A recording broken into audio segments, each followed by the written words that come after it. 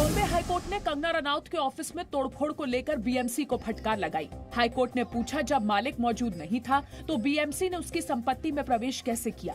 Actor Kangana Ranaut ने मुंबई पहुंचकर BMC पर हमला बोला। कंगना ने कहा कि आज मेरा ऑफिस तोड़ा है और अब मेरे घर को तोड़ने की धमकी दे रहे हैं।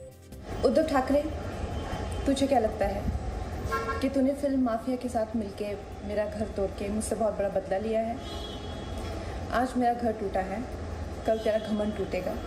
ये वक्त का पहिया है, याद रखना, हमेशा एक जैसा नहीं रहता। कंगना के मुंबई पहुंचने पर उनके समर्थक और विरोधी आमने सामने आ गए। उन्हें वीआईपी गेट की बजाय दूसरे गेट से बाहर निकाला गया। मुंबई में जेसीबी मशीन और हथौड़ा लेकर पहुंचे बीएमसी के अधिकारियों ने कंगना के ऑफिस में तोड़फोड़ की। इससे पहले बीएमसी ने एक नोटिस चिपकाया और अवैध निर्माण रोकने की बात कही थी। तोड़फोड़ को लेकर कंगना ने महाराष्ट्र सरकार की तुलना बाबर से की। कंगना ने ट्वीट कर कहा कि बाबर तोड़ेगा लेकिन राम मंदिर फिर बनेगा। बीएमसी के नोटिस पर कंगना रनौत के वकील ने भी जवाब दिया है। कंगना के वकील ने कहा है कि बीएमसी ने कानूनी प्रक्रिया का पालन नहीं किया है। ये बदले की भावना है कि क्या है, इस बारे में तो पब्लिक और मीडिया खुद जानती है। मैं क्या बोलूंगा कि किस वजह से किया गया है। पूरी मिलिट्री, इतनी बड़ी मिलिट्री के जैसे फौज ले आए इन लोग तोड़ने के लिए किसी का घर, वो भी किसी की गैर हाजिरी में। कंगना रनौत के दफ्तर में तोड़फोड़ को लेकर एनसीपी अध्यक्ष शरद पवार नाराज हैं। इसी मुद्दे को लेकर शरद पवार मुख्यमंत्री निवास पर मुख्यमंत्री उद्धव ठाकरे से बात करने पहुंचे। पवार ने कंगना के दफ्तर पर बीएमसी की कार्रवाई को गैर जरूरी बताया। कदाचित त्यांना सुचवलं असेल की याच्यात अधिक लक्ष देण्याच्या संबंधीचा आग्रह कोणत्या केंद्रामध्ये गृह मंत्रालयामध्ये केला असेल, त्याला पटलं असेल म्हणून त्यांनी या संबंधीची भूमिका घेतलेली दिसते। पूर्व मुख्यमंत्री देवेंद्र फडणवीस ने कार्रवाई को कायरतापूर्ण बताया। किसी ने आपके खिलाफ बात कही, इसलिए जब आप कार्रवाई करते हो तो ये कायरता है, बदले की भावना है और महाराष्ट्र में इस प्रकार की भावना का कोई सम्मान नहीं हो सकता। कांग्रेस नेता संजय निरुपम ने भी आरोप लगाया कि बीएमसी ने बदले की भावना से कंगना का दफ्तर तोड़ा है।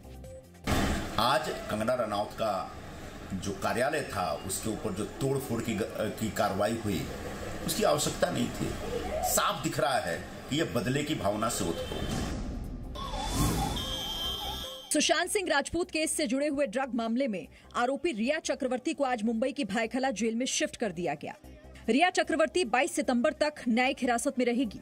रिया चक्रवर्ती की जमानत याचिका पर सेशंस कोर्ट में कल सुनवाई होगी। नारकोटिक्स कंट्रोल ब्यूरो यानी एनसीबी ने रिया को 3 दिन की पूछताछ के बाद गिरफ्तार किया था। रिया पर ड्रग्स लेने, सुशांत को ड्रग्स देने सहित कई गंभीर आरोप हैं। वहीं ड्रग्स पैडलर अनुज केशवानी को कोर्ट के सामने पेश किया गया और उसे 14 सितंबर तक एनसीबी कस्टडी में भेज दिया गया। वहीं जैद बिलात्रा, अब्दुल बासित परिहार, सैमुअल मिरांडा, दीपेश सावंत और शौविक चक्रवर्ती को 23 सितंबर तक न्यायिक हिरासत में भेजा गया है। सभी की जमानत की मांग पर सुनवाई को कल तक के लिए टाल दिया गया है। भारत और चीन के बीच आज ब्रिगेड कमांडर स्तर की बातचीत हुई। सोमवार को वास्तविक नियंत्रण रेखा पर फायरिंग के बाद दोनों देशों के बीच पहली बार बातचीत हुई। ब्रिगेड कमांडर स्तर की बातचीत 4 घंटे चली, लेकिन दोनों पक्ष किसी नतीजे पर नहीं पहुंच सके। सूत्रों के मुताबिक भारत ने बातचीत के दौरान चीन के सैनिकों के आक्रामक व्यवहार का मुद्दा उठाया। भारत ने बातचीत के दौरान चीन के सैनिकों के पास मौजूद भाले और कुल्हाड़ी जैसे हथियारों का मुद्दा भी उठाया। सूत्रों के मुताबिक चीन के सैनिक हथियारों से मनोवैज्ञानिक दबाव डालने की कोशिश कर रहे हैं।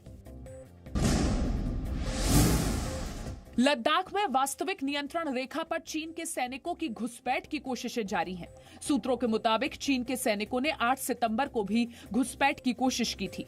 मुखपरी विवाद के ठीक दूसरे दिन भी चीन की तरफ से घुसपैठ की नाकाम कोशिश की गई। इस बार चीन के सैनिक पैंगोंग झील से भारतीय सीमा में घुसने की कोशिश कर रहे थे। फिंगर 4 से आगे बढ़ने की कोशिश में थे चीन के सैनिक। 8 सितंबर को चीन के सैनिक 2 मोटर बोट पर सवार होकर आ रहे थे। चीन ने पैंगोंग झील के पश्चिमी किनारे पर 4 मई को बढ़ना शुरू किया था। इसके बाद भारतीय सैनिकों के साथ उनकी झड़प हो गई थी।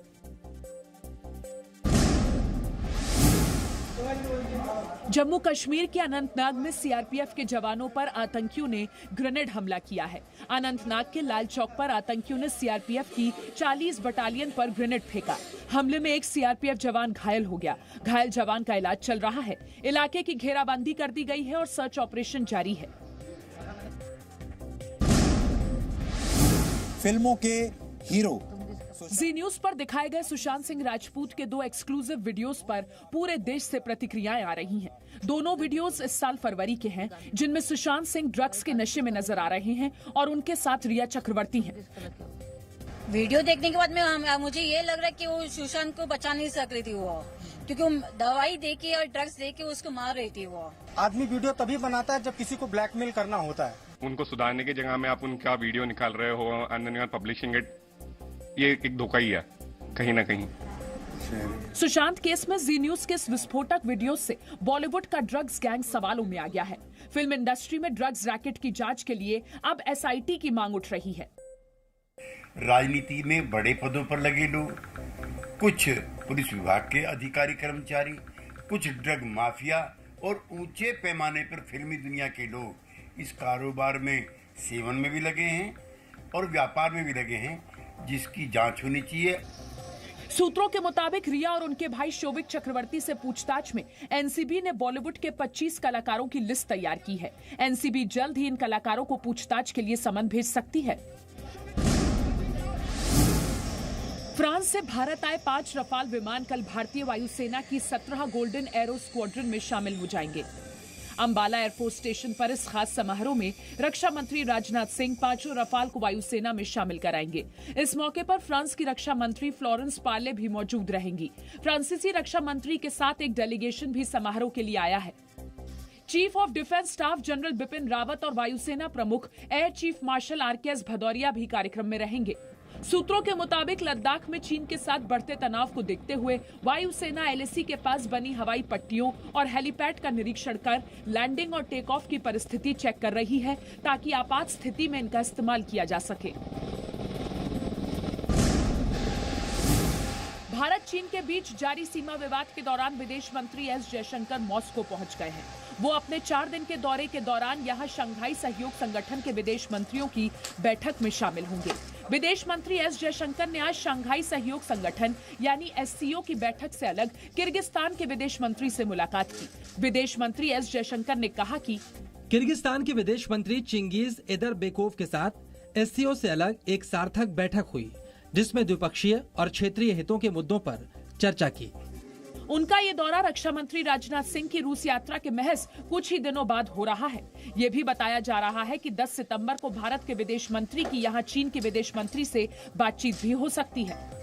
Presenting V News app available on Google Play and App Store. Download it now.